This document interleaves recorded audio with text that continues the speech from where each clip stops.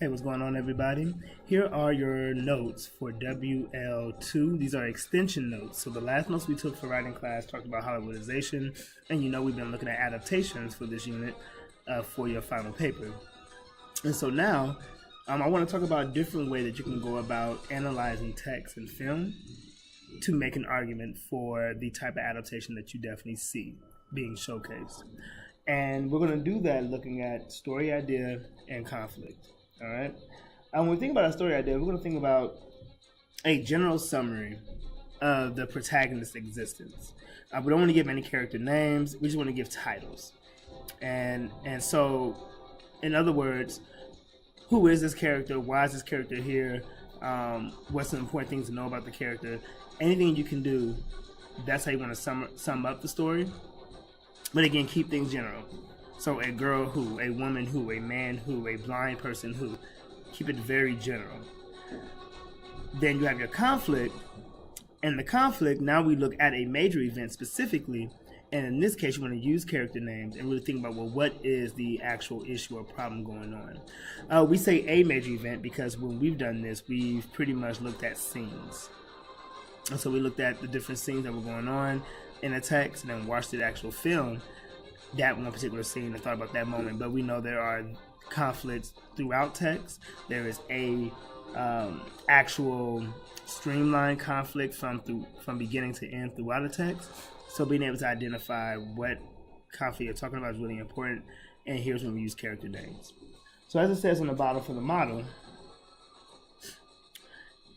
we have Hamlet. That's what we're using. And so in the book, a story idea, or the story idea of Hamlet, is you have a king who is killed by his brother. And then before I move over here, I want to talk about the arrows and the circles. I like to circle my characters and box my dialogue or box my actions.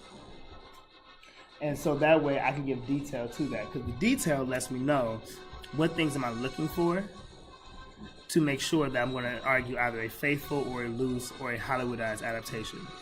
So in King, I know the king is Hamlet. Killed, I know it was by being stabbed. Brother is by Claudius. All right? And I'm not going to lie, I'm not even sure if it's stabbed. I can't quite remember.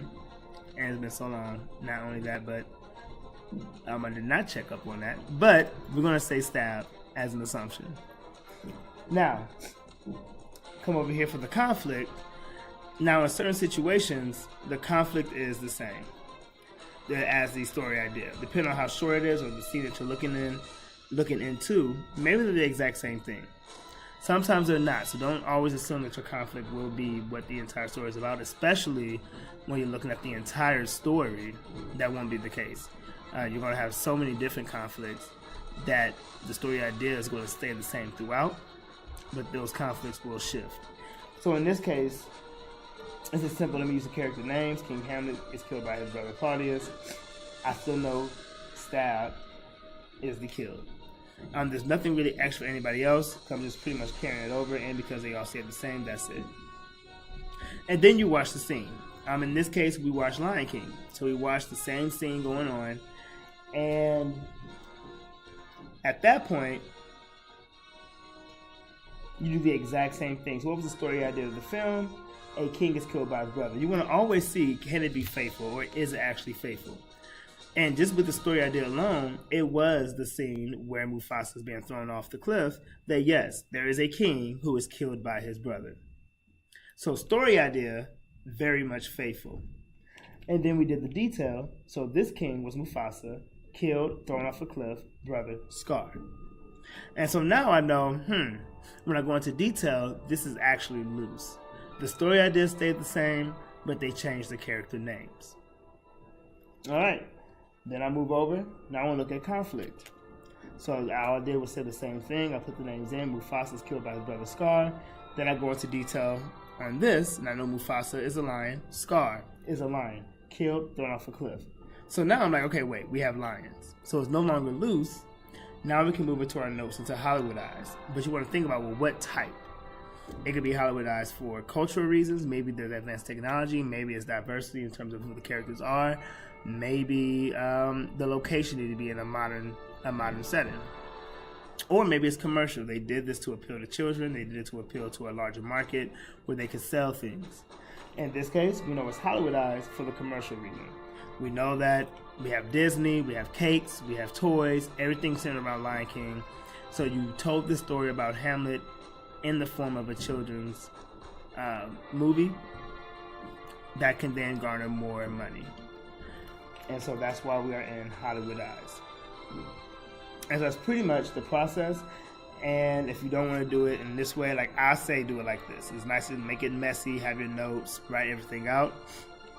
But you can always do a fold. So just do a double fold so you have 4 boxes. And then do the same thing. In this case, we did Cinderella, and we watched Disney's another Cinderella story. And pretty much went through the same process to see what do we know and how do things stand out. And this was done by themselves, but we know this was a singer, dance competition, to dance in a music video.